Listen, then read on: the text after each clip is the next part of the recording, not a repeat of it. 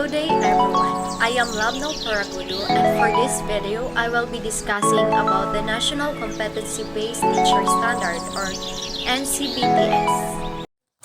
What does competency-based mean? Means that the standard or criteria for characterizing good teaching are defined in terms of the teacher's credential. Let's score grades in graduate schools, degree, personality, traits, and so on. We look at what the teacher can do competently. A technical working group was set up to study what types of classroom learning experience were defined. The practice were then organized and presented in a series of national, zonal, and sectoral consultation for validation and finalization. So, the backup participants were teachers, master teachers, principals, superintendents, TICs, SHED, PRC, CSC, BEME, and NGO. So, this competency is the way the teacher how to out the teacher capacity on teaching. So why do we need the NCBTS?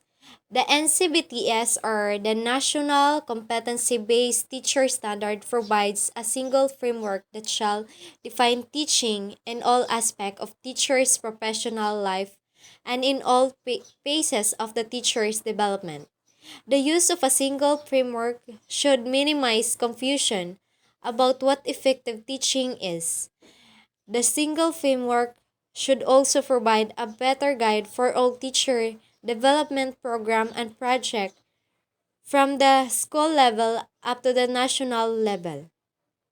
So, traditional view versus national competency based teacher standard view. So, in traditional view, teaching is a technical process and the good qualities of the technical process as well as defined. Then, sa National Competency-Based Teacher Standard, teaching is a facilitating learning and qualities of good teaching are defined in terms of whether students learn or not. Then, teaching knowledge is technical knowledge applicable to all learners and context. So, in traditional views, so kinahanglan nga less ang tanang context is like applicable to all learners. And sa NCBTS view, teachers' knowledge is essentially complex and problematic. Applicability varies across learners and contexts.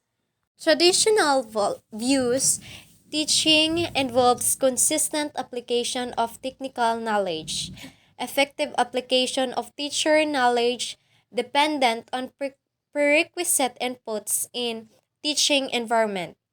So, and national national competency-based teacher standard is teaching involves effective and flexible application of technical knowledge in ways the best bring about students. Then effective teaching is determined within the limits and opportunities found in the learning environment. So there are 7 domains of code of ethics. So the first domain is social regard for learning. Acts as a positive role model.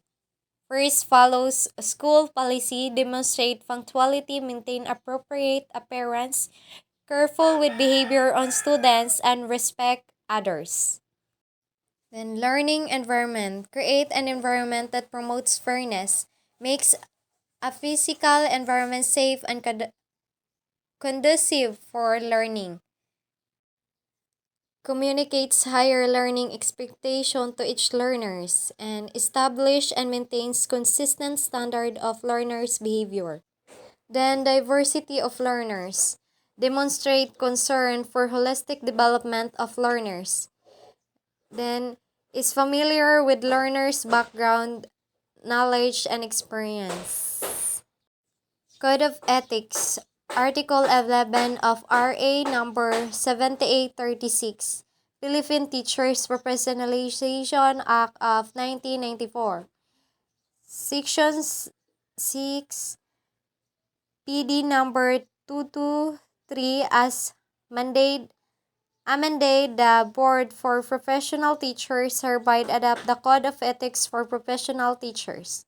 Article 1, Scope and Limitation.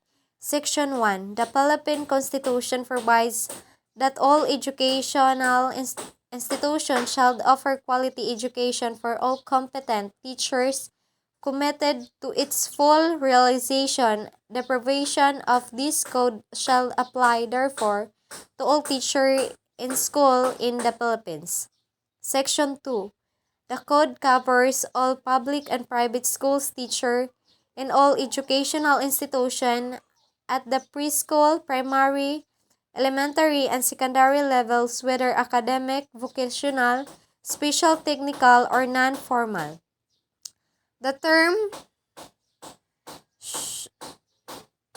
shall include industrial arts for or vocational teachers and all other person performing supervisory on and or administrative function in all school at the aforesaid levels, whether on full-time or part-time basis. Article 2. The Teacher and the State. Section 1. The school are the nursery of the future citizen of the state. Each teacher is a trustee of the cultural and educational heritage of the nation, and it's under obligation of transmit to learners such heritage as well as to elevate national morality, promote national pride, cultivate love of country, instill elegance to the Constitution and for all duly constituted authorities, and promote obedience to the laws of the state. Section 2. Every teacher or school official shall actively help carry out the declared policy of the state and shall take an oath on this effect. Section 3. In the interest of the state, of the Filipino people as much as of his own, every teacher shall be physically, mentally, and morally fit. Section 4. Every teacher shall possess and actualize a full commitment and devotion to duty. Section 5. A teacher shall not engage in the promotion of any political, religious, or other partisan interests and shall not directly or indirect solicit, require, collect, or receive any money or service or other valuable materials from any person or entity for such purposes. Section 6. Every teacher shall vote and shall exercise all other constitutional rights and responsibility. Section 7. A teacher shall not use his position or official authority or influence to coerce any other person to follow any political course of action. Section 8. Every teacher shall enjoy academic freedom and shall have privilege of expanding the product of his researches and investigation, provided that if the results are inimical to the declared policy of the state, these shall be brought to the property authorities for appropriate remedial action. Article 3. The Teacher and the Community. Section 1. A teacher is a facilitator of learning and of all development of the youth. He shall therefore render the best service by providing an environment conducive to such learning and growth. Section 2. Every teacher should provide leadership and initiative to actively participate in community movements for moral, social, educational, economic, and civic betterment. Section 3. Every teacher shall merit reasonable service recognition for which purpose He shall behave with honor and dignity at all times and refrain from such activities as gambling, smoking, drunkenness, and other excess, much less illicit relation. Section 4. Every teacher shall live for and with the community and shall therefore study and understand local customs and traditional in order to have sympathetic attitude, therefore refrain from disparaging the community. Article 4. A teacher as a profession. Section 1. Every teacher shall actively ensure that teaching is the noblest profession and shall manifest genuine enthusiasm and pride in teaching as a noble calling. Section 2. Every teacher shall uphold the highest possible standard of quality education, shall make the best preparation for the career of teaching, and shall be at his best at all times and the practice of his professions. Section 3. Every teacher shall participate in the continuing professional education program of the Profession Regulation Commission and shall pursue such other studies as will improve his efficiency, enhance the prestige of profession, and strengthen his competence, virtues, and productivity in order to be nationally and internationally competitive. And Section 4. Every teacher shall help, if duly authorized, to seek support from the school, but not shall make improper representation through personal advertisement and other questionable means. Section 5. Every teacher shall use the teaching profession in a manner that make it dignified means for earning a decent living. Article 5. The teacher and the profession. Section 1. Teacher shall at all times emulate with the spirit of professionally loyalty, mutual confidence, and faith in one another, self-sacrifice for the common good, and full cooperation with colleagues when the best interest of the learners, the school, or the profession it is take in any controversy. Teacher shall support one another. Section 2. A teacher is not entitled to claim credit or work not for his work, and shall give due credit for the work of others which is misuse. Section 3. Before leaving his position, a teacher shall organize for whoever assumes that position shall such records and other data as are necessary to carry on the work. Section 4. A teacher shall hold and violate all confidential information concerning associations and the schools and shall not divulge for anyone documents which has not been officially released or remove records from files without permission. Section 5. It shall be responsibility of every teacher to seek correctives for what may appear to be an unprofessional and unethical conduct of any associate. However, this may be done only if there is incontrovertible evidence for such conduct. Section 6. A teacher may submit to the proper authorities any justificable criticism against an associate preferable in writing without violating a right of the individual concerned. Section 7. A teacher may apply for a vacant position for which he is qualified providing that they respect the system of selection on the basis of merit and competence, provided further that all qualified candidates are given the opportunity to be considered. Article 6. The teacher and the higher authorities in the profession. Section 1. Every teacher shall make it its duty to make an honest effort to understand and support the legitimate policies of the schools and the administration, regardless of personal feeling or private opinion, and shall faithfully carry them out. Section 2.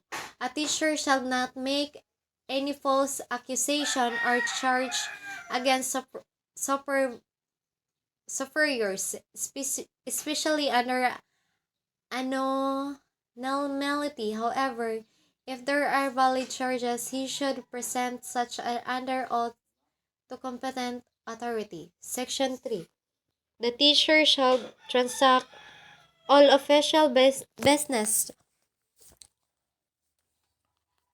through channels except when special condition warrant a different procedure, such as when special conditions are advocate but opposed by immediate superiors, in which case the teacher shall appeal directly to the appropriate higher authority. Section 4. Every teacher, individually as a part of the group, has a right to seek redress against injustice to the administration and to extent possible such raise grievance within acceptable democratic processes. In doing so, they shall avoid through deciding and interest and the welfare of learners whose right to learn must be respected. Section 5. Every teacher has a right to involve the principle that appointment, promotion, and the transfer of teacher are made only of the basis of the merit and needed in the interest of the service. Section 6. A teacher who accepts the position assumes a con- contractual obligation to live up his contract, assuming full knowledge of the employment terms and conditions. Article 7. School official teachers and other personnel. Article 8. The teacher and learners. Article 9. The teacher and the parent. Article 10. The teacher and the business. Article 11. The teacher as a person. Article 12. Disciplinary action. Article 13. Effectivity. The endowment for curriculum. This refers to the elements of the teaching learning process that work in coverage to help students understand the curricular goals and objectives and to attain high standards of learning defined in the curriculum. These elements include the teacher's knowledge of elements, include the teacher's of subject matter and learning process, teaching learning approaches and activities, instructional materials, and learning resource. It demonstrates the master of subject matter, communicates clear learning goals to the lesson that is appropriate for learners, make good follows allotted instruction times, select teaching methods, learning activities, and instructional materials or resource appropriate to learners and aligned to objectives of the lesson. Planning, assessing, and reporting. The domain of planning, assessing, and reporting refers to alignment of assessment and planning activities. In particular, domain focuses on the use of assessment data to plan revised teaching learning plans. Domain 6. Community linkage. The domain of community linkage focuses on ideal classroom activities and meaningful link for experience and aspiration of the students and their homes accommodation. And the last is the domain 7, personal growth and professional development. The domain of personal growth and professional development emphasizes the ideal the teacher value having a high personal regard of the teaching profession, concern for professional development and cons- continuous improvement as a teacher. And that's the end of my report. Thank you and God bless.